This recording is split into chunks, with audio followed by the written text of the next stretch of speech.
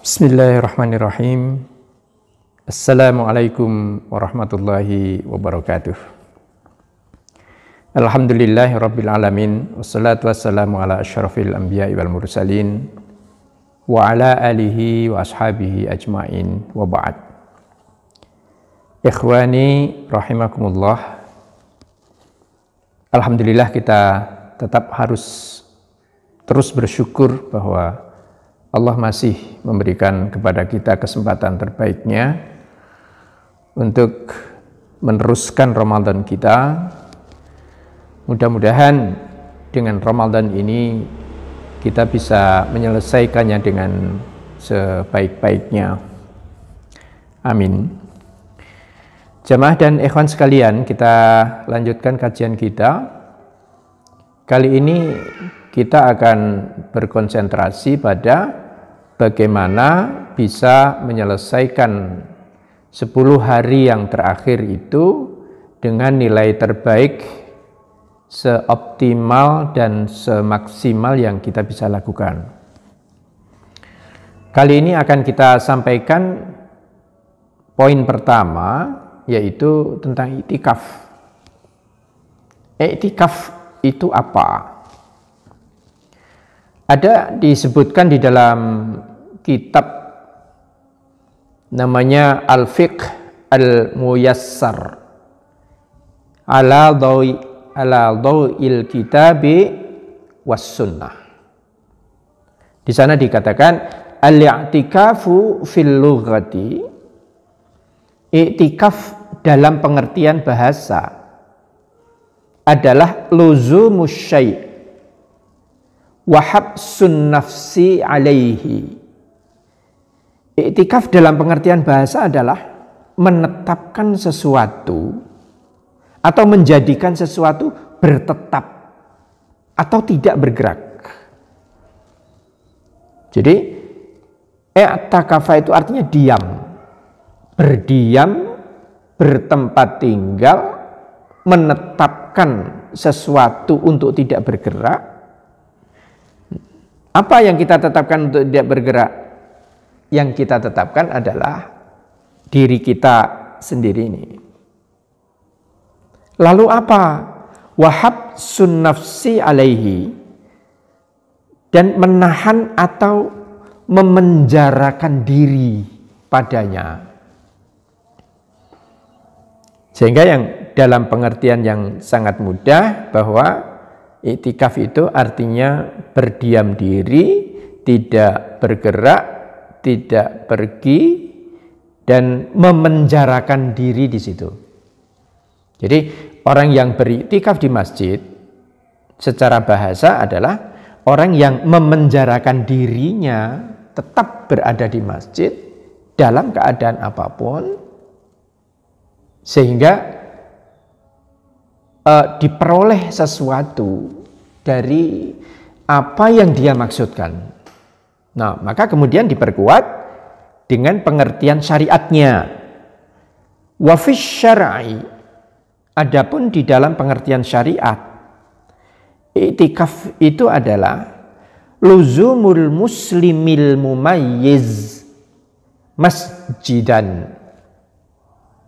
Jadi seseorang muslim yang luzum, mewajibkan diri. Muslim yang mana? Muslim yang al-mumayyiz. Mumayyiz artinya yang sudah bisa membedakan antara baik dan buruk, benar dan salah. Jadi mumayyiz itu boleh juga dikatakan orang muslim yang sudah baligh. Jadi ini kalau anak-anak yang belum baligh ini belum terhitung, bahwa kemudian ada anak-anak yang kita bawa ke masjid untuk bersama-sama beriktikaf, itu adalah tamrinan lahum, latihan buat mereka, tadriban lahum, atau pelatihan untuk mereka dalam rangka beriktikaf itu. Insya Allah hal seperti ini juga akan memberikan pelatihan positif pada anak-anak kita jika anak-anak kita itu memang memungkinkan untuk kita ajak beriktikaf. Nah, kemudian dalam pengertian syariat ini yang dimaksudkan iktikaf itu di mana? Disebut di sini masjidan li ta'atillahi azza wa jalla. Tempatnya adalah di masjid. Tujuannya adalah untuk melakukan ketaatan kepada Allah. Ketaatan apa saja?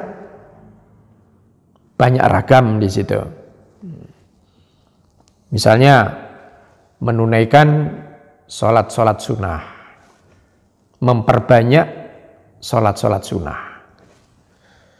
Memperbanyak itu pengertiannya bagaimana? Karena orang yang sedang beriktikaf itu disayogyakan dalam keadaan bersuci. Jadi selalu memperbaiki wudunya. Misal sedang beriktikaf kemudian membaca Al-Quran misalnya, kemudian batal, kemudian surut sebentar ke belakang mengambil air wudu, kemudian sholat 2 rakaat, sholat syukril wudu namanya, kemudian mulai lagi, duduk lagi, berdoa lagi, berzikir lagi, memperbanyak istighfar, memperbanyak taubat, membaca Al-Quran, mengkaji Al-Quran. Ini adalah amalan-amalan yang bisa dilakukan di dalam kita beriktikaf di masjid. Jadi sekali lagi, pengertian syariatnya adalah luzumul muslimil mumayyizi masjidan li ta'atillahi azza wa jalla, yaitu seseorang muslim yang sudah baligh kemudian dia mewajibkan dirinya untuk tetap tinggal di masjid. Tujuannya adalah untuk melaksanakan, menunaikan ketaatan kepada Allah Subhanahu wa ta'ala. Mudah-mudahan dengan 2 pengertian bahasa dan istilah syariat ini tadi bisa memberikan gambaran kepada kita mestinya iktikaf itu seperti apa. Jadi jamaah dan ikhwan rahimakumullah, bagaimana kemudian secara sederhana ketika kita akan melakukan iktikaf.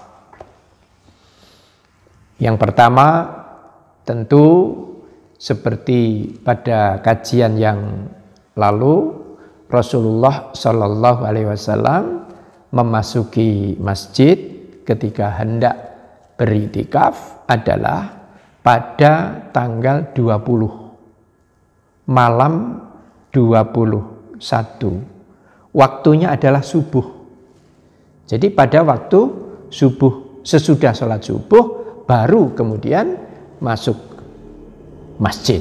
Adapun kita bagaimana? Kita bisa meneladani, bisa mencontoh apa yang sudah dilakukan oleh Rasulullah Shallallahu Alaihi Wasallam, atau barangkali ada juga yang sesempatnya kapan bisa memulai melakukan iktikaf itu. Kalau bisa melakukan 10 hari yang terakhir itu dengan sempurna, tentu akan lebih baik. Insya Allah demikian. Jadi yang pertama adalah memasuki masjid dalam keadaan berwudu. Jadi berwudu dahulu, kemudian masuk masjid, kemudian sholat 2 rakaat. Sholat apa ini? Ini sholat tahiyatul masjid boleh. Sholat syukril wudu, sholat sunat syukril wudu boleh. Kemudian sesudah itu, sesudah salam, kemudian berniat. Berniatnya adalah di dalam hati. Niatnya apa? Bismillah di dalam hati. Allah pasti tahu apa yang terdetik di dalam hati kita. Berniat di dalam hati untuk melakukan amalan-amalan ketaatan dan taqarrub kepada Allah. Jadi beriktikaf adalah tujuannya mendekatkan diri kepada Allah. Di mana? Di rumahnya Allah. Karena masjid ini juga disebut min baitin. Baitin min buyutillah.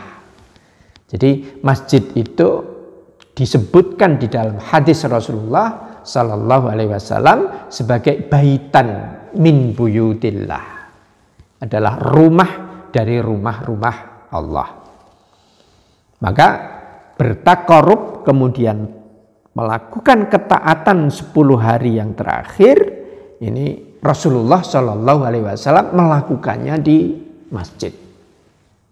Sampai pada kajian yang lalu sudah kita sampaikan pernyataan hadis Rasulullah Sallallahu Alaihi Wasallam dari Ibu Aisyah, karena idza ja'al ashru, adalah apabila sudah datang 10 hari yang pertama itu, syadda mi'zarahu, Rasulullah mengencangkan tali ikat pinggangnya atau tali ikatan sarungnya, mi'zarahu, syadda mi'zarahu wa ahya lailahu, menghidupkan malamnya, wa aiqadha ahlahu, dan membangunkan seluruh keluarganya. Untuk apa?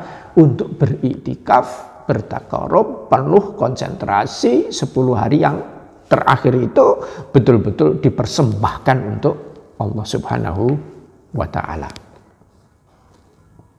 Kemudian bagaimana ikhwah sekalian apabila punya hajat untuk keluar dari masjid, selama masih ada di lingkungan masjid, maka itikafnya tidak batal.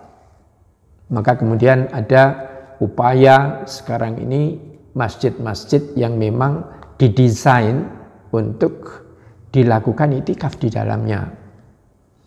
Misalnya saya pernah masuk di Masjid Ibu Suciati di Jalan Kitogati di Sleman, Yogyakarta. Itu di lantai 3 kalau tidak salah, 3 atau 4 begitu. Di sana ada khusus untuk ruangan itikaf untuk wanita. Sehingga toilet ada di situ, untuk MCK juga ada di situ, sehingga tidak perlu keluar dari ruangan itikaf itu tanpa dilihat oleh orang lain. Nah, seperti pada hadis yang juga sudah kita kajikan pada kajian lalu, bahwa para wanita istri-istri Nabi ini juga beritikaf di masjid dengan membuat apa? Dengan membangun atau membuat khibah atau tenda-tenda khusus, sehingga masuk ke dalam tenda kelambu itu untuk tidak bisa dilihat oleh orang lain dari luar, sehingga bisa lebih berfokus, berkonsentrasi di dalam misalnya membaca Al-Quran, berzikir, membaca doa, di situ akan lebih terjaga. Jadi jamaah rahimakumullah, ikhwani rahimakumullah, jadi bila keluar, bila memang keadaan mendesak untuk keluar, misalnya harus pulang ke rumah, atau mungkin harus membeli sembako keluar ke pasar misalnya, maka dalam keadaan seperti itu ini dinyatakan batal. Nah, dalam hal batal demikian, tentu nanti akan memperbaiki lagi itikafnya. Caranya bagaimana? Seperti awal tadi, berwudu dahulu, kemudian masuk ke dalam masjid, baru kemudian sholat 2 rakaat, sholat tahiyatul masjid atau sholat syukril wudu, kemudian duduk, kemudian meneruskan itikafnya seperti yang tadi kita sampaikan di depan. Jadi sekali lagi, yang bisa kita lakukan di dalam itikaf itu adalah ragam ketaatan, ya, untuk mendekatkan diri kepada Allah, menunaikan sholat sunat, kemudian membaca Al-Quran, mengkaji atau belajar Al-Quran. Di situ bisa bersoal jawab dengan kawan atau barangkali ada ditemani oleh seorang ustadz, 2 orang ustadz dengan panduan di dalam itikaf itu. Kemudian memperbanyak zikir. Nanti kita bisa jelaskan lebih detail bagaimana berzikir, bagaimana berdoa misalnya. Zikir itu adalah salah satu ajaran yang diajarkan langsung oleh Allah Subhanahu wa taala. Fadhkuruni azkurkum washkuruli wala takfurun. Jadi di dalam surat Al-Baqarah itu ayat 152, ingatlah kalian kepadaku, maka aku akan ingat kepada kalian. Hubungannya dengan apa? Hubungannya dengan nikmat. Hubungannya dengan karunia Allah. Maka selanjutnya Allah mengatakan washkuruli, bersyukurlah kalian. Jadi kalau kalian itu ingin aku ingat kalian, maka ingatlah kalian dulu. Ingatlah kalian kepada aku dulu. Jadi yang namanya berzikir itu dalam bahasa saya, maaf jika saya salah. Dalam bahasa saya, Allah ini mengajari bagaimana untuk merayu Allah. Allah itu senang dirayu. Dengan cara apa? Dengan kita berzikir kepada Allah. Misalnya ada zikir terbaik yang Rasulullah ajarkan kepada kita, ahabbul kalam ilallahi arba'. Sebaik-baik ucapan bagi Allah itu ada 4, yaitu subhanallah walhamdulillah wala ilaha illallah Allahu akbar. Insya Allah yang berkaitan dengan ini tulisannya dalam bentuk PDF sudah saya share di grup, bisa dilihat kembali, atau barangkali jika ada kawan-kawan, ibu bapak yang baru datang di grup belum sempat melihat, membaca yang terdahulu, informasi kita, pelajaran kita yang terdahulu, ada baiknya jika ada yang berkenan untuk menurunkan lagi, men-share lagi di bawah, sehingga ibu bapak yang baru saja rawuh juga bisa mengikuti apa yang sudah kita kajikan dalam forum sisi lain Kisi Ramadan yang kita selenggarakan selama bulan ini. Ya, apakah nanti kemudian sesudah bulan Ramadan ini nanti grup ini nanti akan selesai sampai di sini atau akan kita teruskan, kami persilahkan kepada kawan-kawan nanti. Kecenderungan saya adalah barangkali kita cukupkan dulu sampai di bulan Ramadan ini saja. Insya Allah demikian. Mudah-mudahan ada kebaikannya. Jadi sekali lagi, fadhkuruni azkurkum. Kalian ingatlah kepadaku, kalian berzikirlah kepadaku. Kalian bacalah subhanallah, alhamdulillah, wa la ilaha illallah, Allahu akbar. Subhanallah wa bihamdih. Adada khalqihi wa ridha nafsihi wa zinata arshihi wa midada kalimati.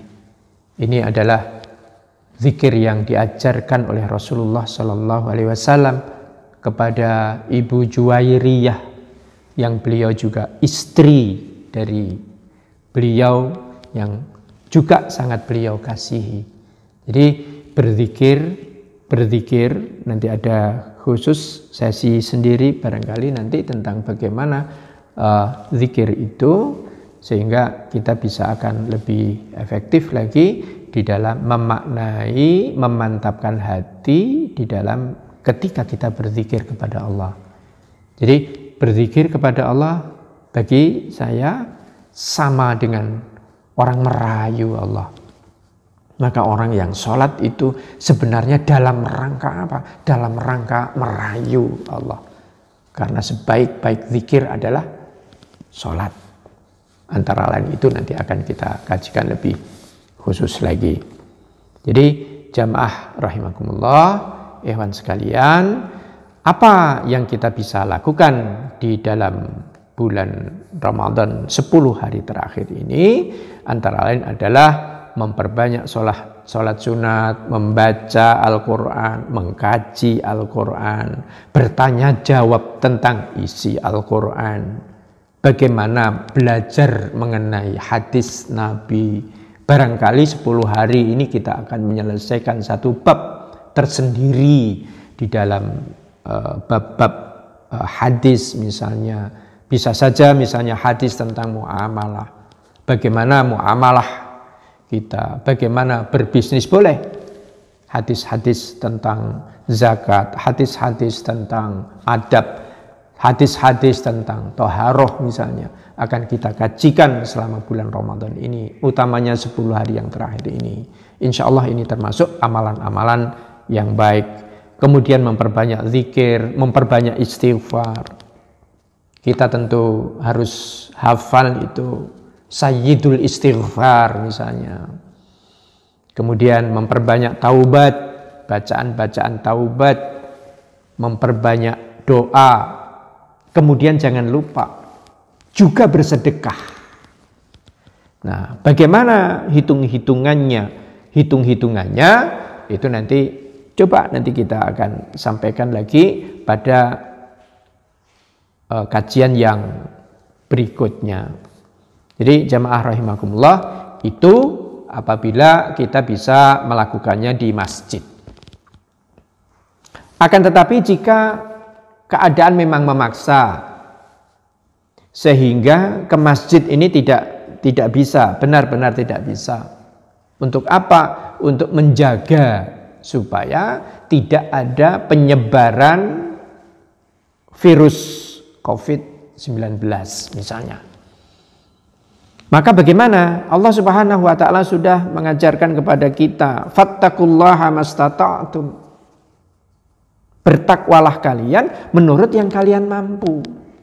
Semampu kalian, seoptimal kemampuan kalian, semaksimal kemampuan kalian. Tersebut di dalam surat At-Taghabun ayat 16 di sana. Fattaqullaha mastata'tum. Jadi takwa itu adalah sekemampuan kita. Sehingga mudah-mudahan ini nanti tidak akan dijadikan pertentangan antara siapa yang bisa ke masjid atau siapa yang bisa mengakhiri 10 hari yang terakhir dari bulan Ramadan ini bersama dengan keluarganya. Ada kaidah usuliyah yang lain misalnya, al-hukmu yaduru ma'al illati wujudan wa adaman. Jadi hukum itu berputar, yadur atau berlaku ma'al illah, bersama dengan illah. Jadi illah itu apa? Illah itu alasan, reason. Ada reasonnya atau tidak? Ada alasannya atau tidak? Jadi sesuatu terjadi, ada sebuah kejadian, kemudian bersama dengan kejadian itu ada atau tidak alasannya. Jadi tergantung kepada ada atau tidaknya alasan itu. Jadi kalau alasan itu ada dan alasan itu kemudian membenarkan yang haram bisa menjadi boleh. Alasannya apa? Alasannya kalau tidak makan mati. Misalnya orang di dalam hutan kehabisan makanan sama sekali, kemudian adanya apa? Nemu bangkai. Bangkai itu haram. Ada bangkai kuda misalnya. Ya sudah, kalau tidak makan itu mati. Nah maka kemudian berlakulah kaidah usuliyah yang lain. Misalnya ad-daruratu tubihul mahzurat.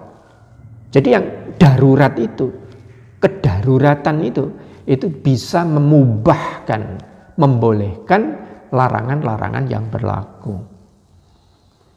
Jadi atas prinsip-prinsip pedoman seperti ini bisa disimpulkan misalnya, jadi menunaikan ketakwaan adalah sebatas kemampuan dalam pengertian semaksimal mungkin, seoptimal mungkin yang bisa dilakukan.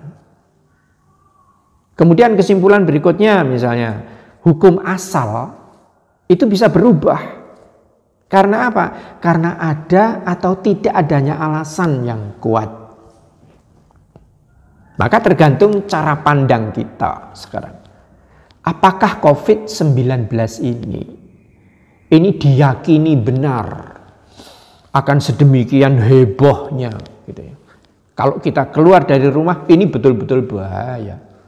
Kalau kita berkumpul di masjid, wah ini betul-betul bahaya. Ini tergantung kepada sampai sejauh mana keyakinan kita. Betapapun ada atau tidak, kita sadari atau tidak kita sadari, kita suka atau tidak kita sukai. Maka dalam keadaan seperti ini, masyarakat kita, umat Islam sedang terjadi dua golongan, itu pasti. Untuk mensikapi 10 hari yang terakhir ini, sampai dengan hari Lebaran nanti, pasti akan terjadi dua hal. Dua kelompok besar. Ada yang tetap ke masjid, ada yang bertahan di rumah bersama dengan keluarganya. Jadi hemat saya hal ini tidak perlu diperselisihkan, karena yang namanya perbedaan pendapat di dalam urusan-urusan fikih itu adalah hal yang biasa terjadi. Bahkan sejak dan oleh para imam mazhab terdahulu ini sudah pernah terjadi. Maka hemat saya ini tidak perlu untuk kita pertajam. Yang penting fokus kita adalah bagaimana menyelesaikan 10 hari yang terakhir ini nanti dengan sebaik-baiknya. Utamanya pada malam-malam ganjil.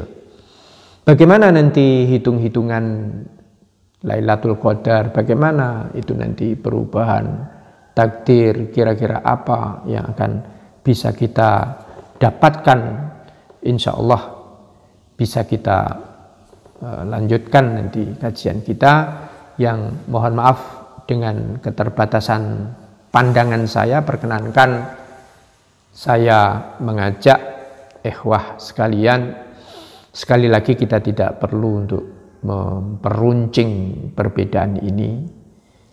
Yang bisa atau berani, berkesempatan beriktikaf di masjid, nuwun sewu, tidak perlu merasa lebih suci, tidak perlu merasa lebih benar, karena saya bisa mengikuti apa yang dilakukan oleh Rasulullah Shallallahu Alaihi Wasallam, dalam tanda kutip dalam keadaan seperti yang sekarang ini, dengan catatan dalam keadaan yang seperti ini, karena orang ada yang melihat ini tidak darurat, ada juga orang yang melihat oh ini dalam keadaan darurat. Jadi sudut pandang ini tetap berbeda. Tapi kemudian yang berkesempatannya itu hanya di rumah dengan keluarganya, juga hemat saya jangan punya perasaan bahwa akulah pahlawan karena aku bisa ikut andil, ikut bersaham di dalam menyelamatkan penyebaran COVID. Saya lebih bertahan di rumah karena alasan itu. Nanti kalau aku keluar, siapa tahu aku ini ada bibit, atau sebaliknya, siapa tahu orang lain ada apa? Ada bibit virus itu. Sehingga kedua belah pihak ini nuwun sewu tidak perlu ada rasa lebih benar, akulah yang paling benar. Yang paling penting adalah bagaimana kita menyelesaikan 10 hari yang terakhir ini dengan sebaik-baiknya tanpa perasaan itu. Mudah-mudahan Allah Subhanahu wa taala berkenan menerima 10 hari yang terakhir ini nanti dengan sebaik-baiknya. Sekali lagi, iktikaf, pengertian iktikaf adalah seperti itu tadi. Kemudian apa yang dilakukan di dalam iktikaf itu adalah poin-poin seperti yang sudah saya sampaikan tadi. Demikian ikhwan sekalian, nanti kita teruskan kajian tentang barangkali nanti yang ketiga, ini yang terakhir, bagaimana kita lebih memaknai Lailatul Qadar, kemudian Lailatul Qadar itu kapan, lalu bagaimana hitung-hitungannya, supaya kita lebih mantap lagi di dalam mengerjakan amalan-amalan kita yang terakhir ini. Mudah-mudahan Ramadan kali ini akan menjadi Ramadan kita yang terbaik sepanjang hayat kita, sepanjang usia kita. Demikian, kurang lebihnya mohon maaf.